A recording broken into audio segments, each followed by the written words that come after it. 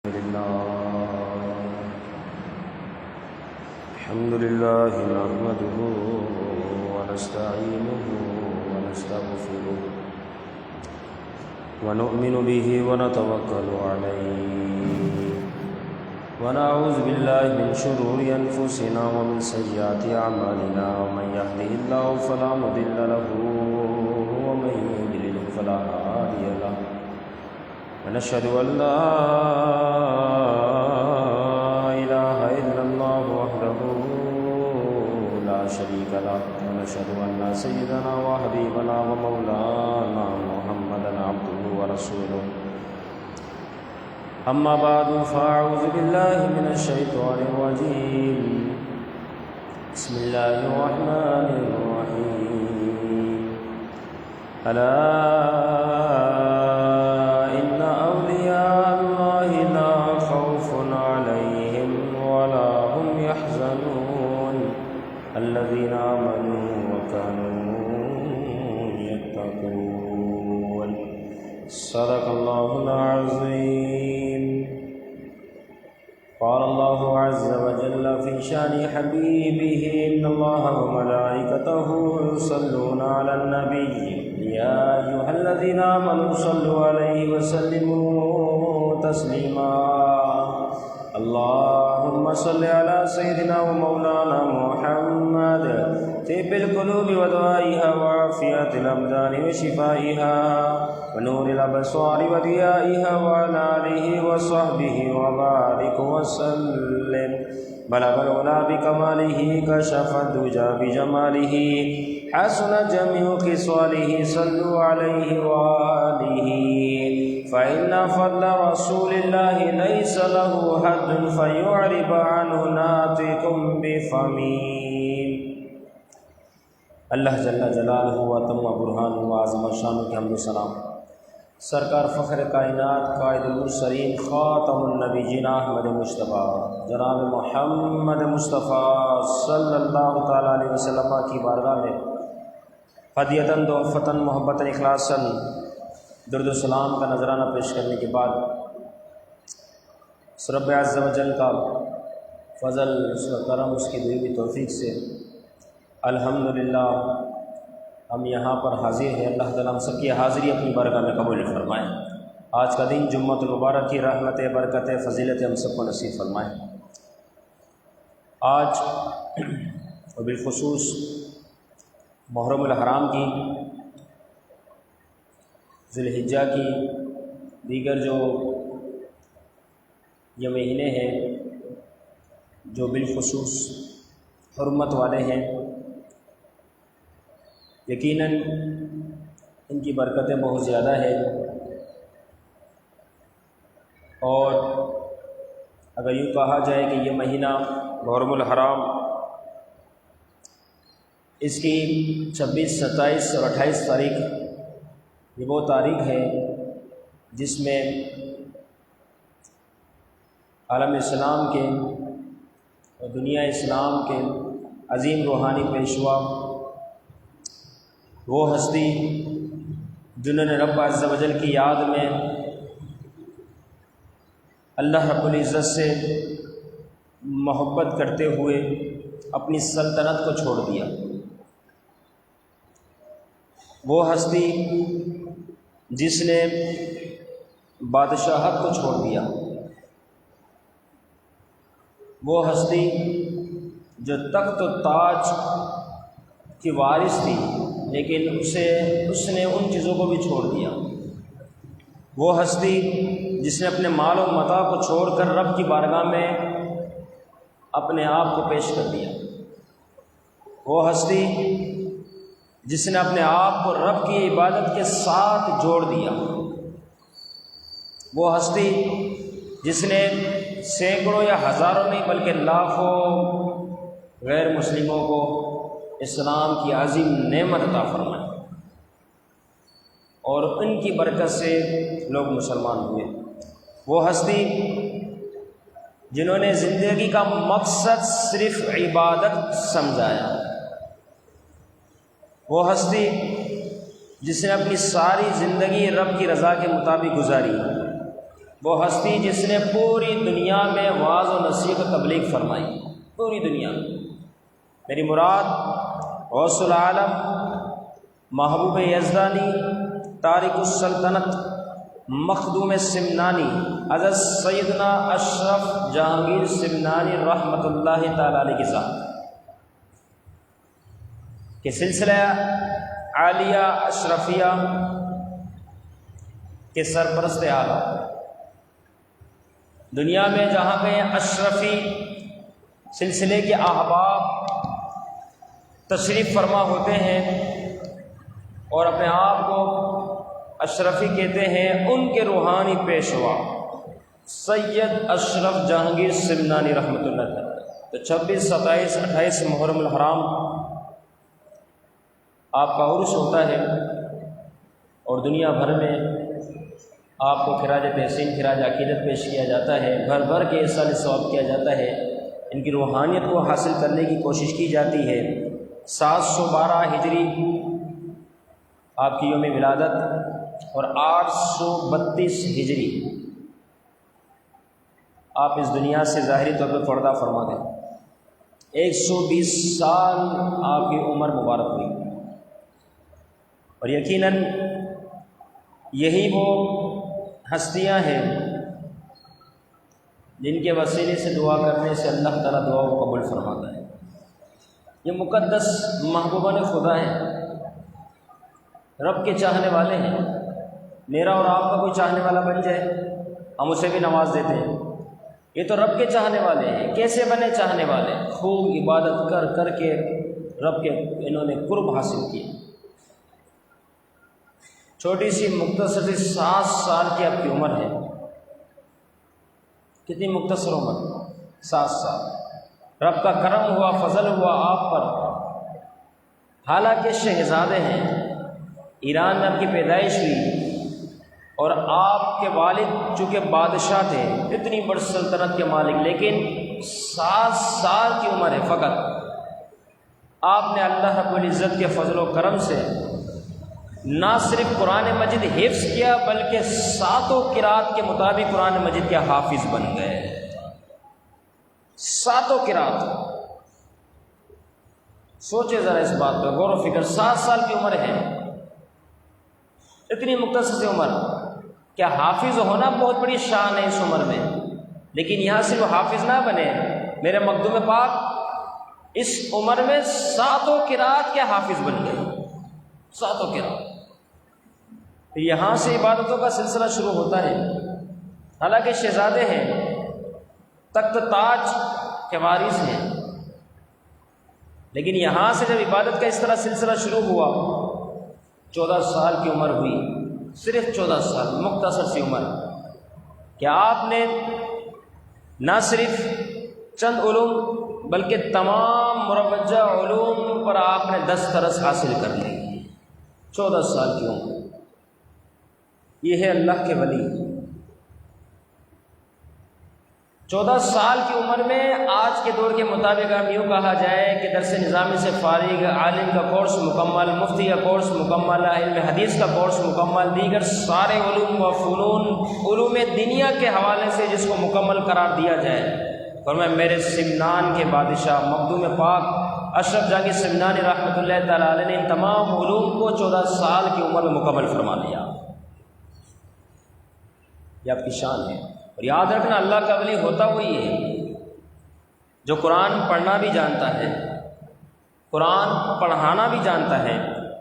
اللہ کا ولی وہی ہوتا ہے جو دین کو سمجھتا بھی ہے اور دین کو سمجھانا بھی جانتا ہے، کیونکہ اللہ کا ولی مطلب اللہ کا دوست۔ جب ہم کسی ایرے گیرے سے دوستی کرنا محبوب نہیں رکھتے تو وہ رب جس نے ساری کائنات کو بنایا، جس نے ہر شے کو پیدا فرمایا، وہ کیا کسی ایسے ایرے گیرے کو دوست بنا لے گا؟ نہیں۔ جب اس کا کوئی دوست ہوتا ہے تو میرا رب پھر اسے اپنا قرب عطا فرماتا ہے، پھر اس کی شان کو بلند فرما دیتا ہے۔ اور جب 14 سال کی عمر سے فارغ ہوئے، پھر 15ویں سال پر پہنچے تو والد محترم کا انتقال ہو گیا۔ اب تربیت اسٹارٹ سے مل چکی تھی، پھر اس کے بعد آپ کو اشارہ ہوا سیدنا خضر علیہ السلام کے صدقے آپ کے ذریعے بتایا گیا آپ کو کہ سلطان یہ تخت و تاج چھوڑ دے، رب کی یاد میں اپنے آپ کو مشغول کر دے، تو اس کے لیے نہیں بنا۔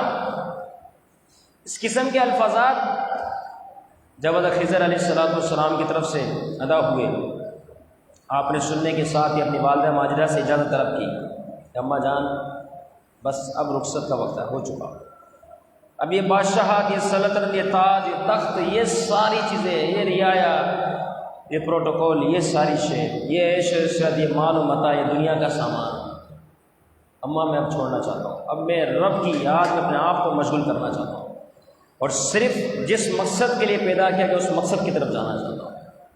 اب والدہ تو والدہ ہے نا، شوہر کا تو انتقال ہو گیا، اب ایک ہی فرزند یہ موجود ہے، کچھ اور نہ سوچا۔ یہ اس زمانے کی عورتیں ہوا کرتی تھی کہ جن کا مشن یہ ہوتا تھا کہ میرا بچہ عالم دین بن جائے، میرا بچہ بہترین مفتی بن جائے، میرا بچہ بہترین محدث بن جائے، میرا بچہ بعمل عالم دین حافظ قرآن بن جائے۔ یہ اس وقت کی عورتوں کی یہ سوچیں ہوا کرتی تھی، لیکن آج کی عورتوں کی سوچیں بڑی برعکس ہو گئی، بدل گئی۔ کہ آج کی عورت کی سوچ یہ ہے کہ میرا بچہ پکا دنیا دار بن جائے، مال و متاع کمانے والا بن جائے، ڈاکٹر بن جائے، انجینئر بن جائے، اور آگے دنیا کی جس تعلیم میں آگے جانا چاہتا ہے آگے چلتا چلا جائے۔ اور اس تعلیم کی غرض سے مائیں اپنے بچوں کو دوسرے ملک میں بھیجنا پسند کرتی ہیں، لیکن یہی بچہ اگر علم دین کے لیے رخصت طلب کرے اور یہ کہے کہ اماں میں فلاں دارالعلوم میں پڑھنے جاؤں گا، 15 دن میں آ جایا کروں گا آپ سے ملنے، ہر 2 ہفتے بعد چھٹی ہوگی، ہر ہفتے بعد چھٹی ہوگی، آپ سے آؤں گا ملنے، تو ماں کہے گی نہیں کوئی ضرورت نہیں، ہماری نظروں کے سامنے رہے۔ حال ہی میں ایک اس قسم کا واقعہ ہوا کہ ماں باپ کو اپنے بچے کتنے پیارے ہوتے ہیں کہ اگر پڑھنے کی غرض سے کسی کو بلایا جائے تو وہ ایک علاقے کو چھوڑ کے دوسرے علاقے تک نہ جائے، لیکن جب مال و متاع کا نشہ مست بندے کو کر دے تو ایک بچہ جوان علم دین سے وابستہ مال و متاع کی غرض سے اس والد نے اپنے بچے کو افریقہ بھیجا۔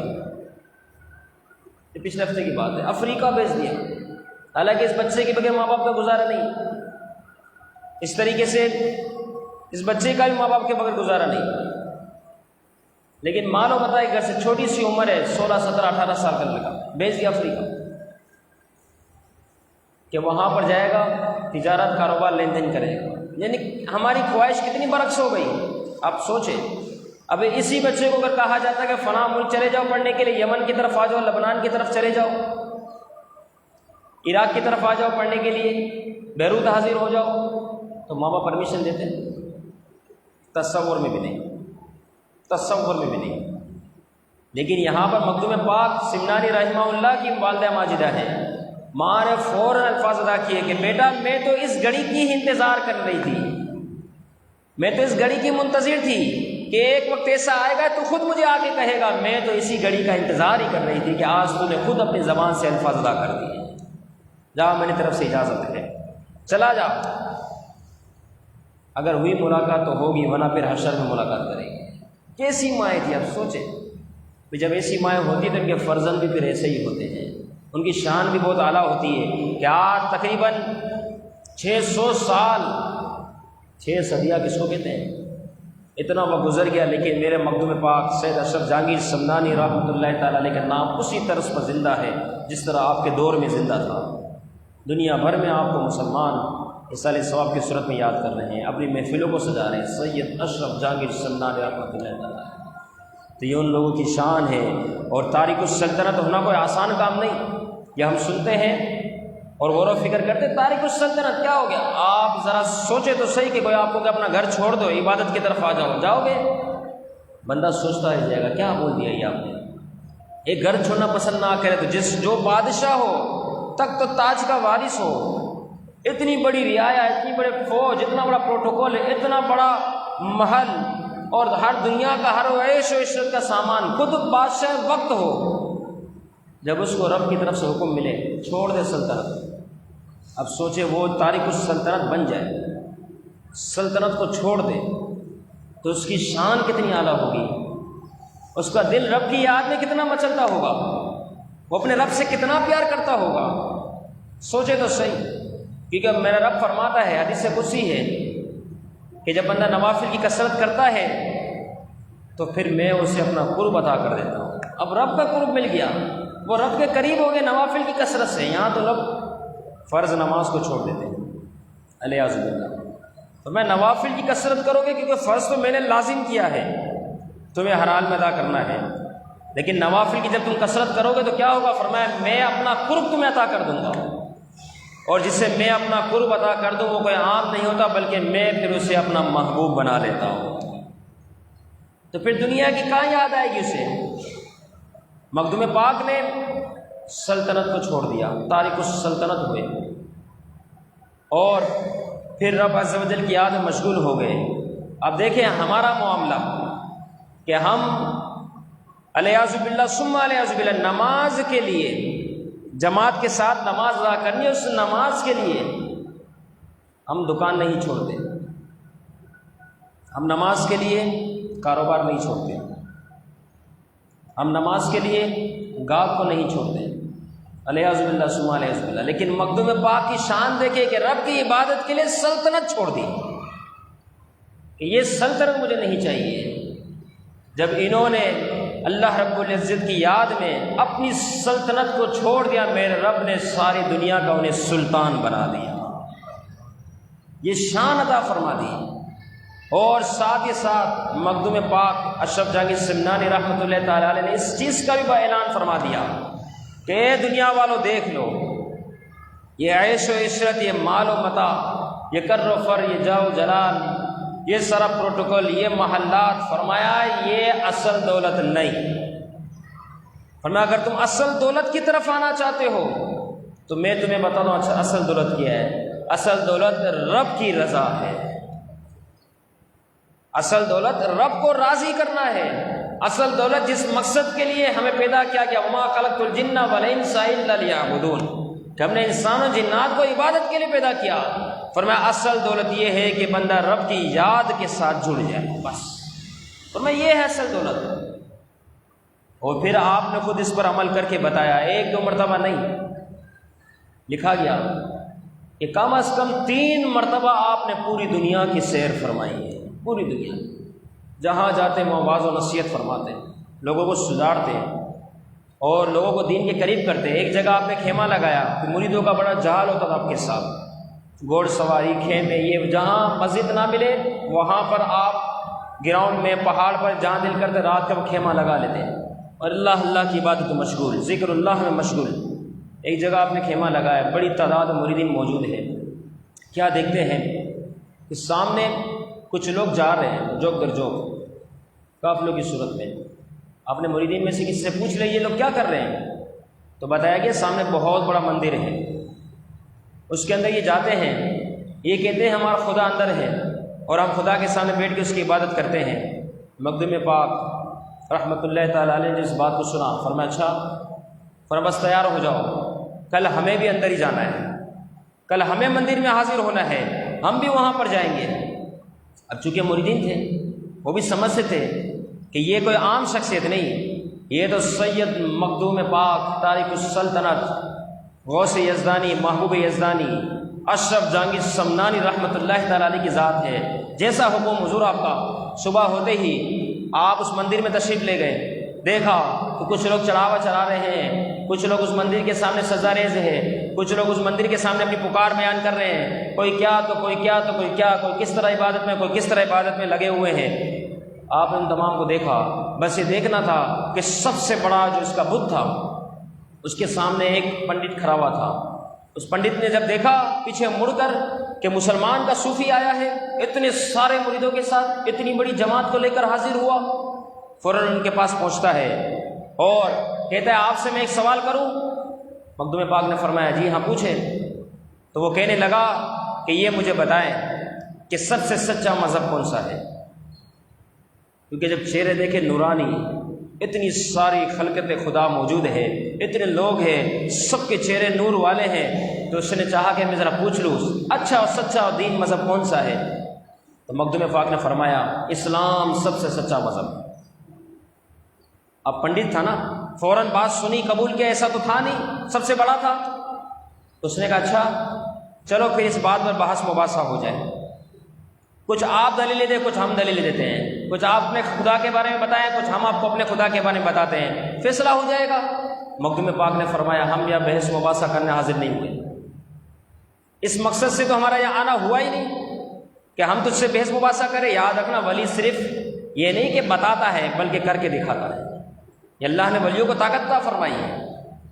یہ بات سنی تو وہ کہنے لگا پھر آپ نے فرمایا تو بحث مباحثہ چھوڑ، یہ بتا تیرا یہ جو بت نظر آ رہا ہے یہ کون ہے؟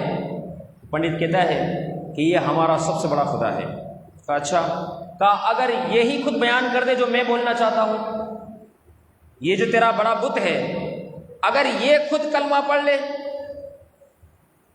پنڈت کہنے لگا یہ کیسے ہو سکتا ہے، یہ تو نہیں ہو سکتا. کہا اگر ہو گیا پھر کہنے لگا یہ ہو نہیں سکتا. کہا اگر ہو گیا پھر، کیونکہ پنڈت بھی جانتا تھا یہ کچھ بولتا گونگا ہے، یہ تو کیا بولے گا، یہ تو مٹی کا بنا ہوا ہے، ہم ہی بولیں گے وہ کیا بولے گا، یہ نہیں ہو سکتا. مخدوم پاک نے فرمایا اگر ہو گیا پھر تو کلمہ پڑھے گا، مسلمان ہو جائے گا. کہا جب ہمارا خدا ہی کلمہ پڑھ لے گا پھر ہم سب بھی کلمہ پڑھ لیں گے.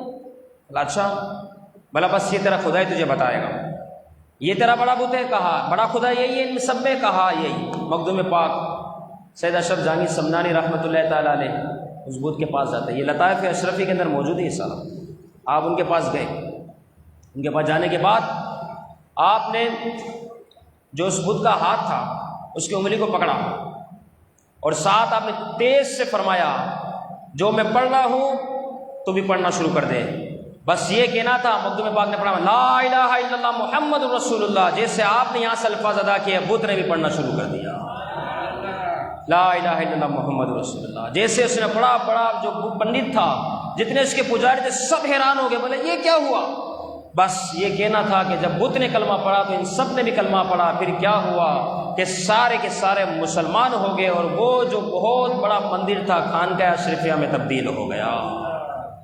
اللہ والوں کی شان بہت اعلیٰ ہے، کیونکہ میرا رب فرماتا ہے جب میں اسے اپنا محبوب بنا لیتا ہوں، کیونکہ انہوں نے نوافل کی کثرت کی، پھر میرا جب ان کو محبوب بنانا ہو جاتا ہے پھر کیا ہوتا ہے، فرمایا کہ پھر میں ان کی زبان بن جاتا ہوں جن سے وہ بولتے ہیں، میں ان کی آنکھیں بن جاتا ہوں جن سے وہ دیکھتے ہیں. تو یہ بولنا تھا کہ اس بت نے کلمہ پڑھنا شروع کر دیا، کیونکہ اللہ رب العزت نے انہیں بڑی طاقت عطا فرمائی، بہت بڑی طاقت عطا فرمائی کہ وہ کہنا تھا اور اس بت نے کلمہ پڑھنا شروع کر دیا.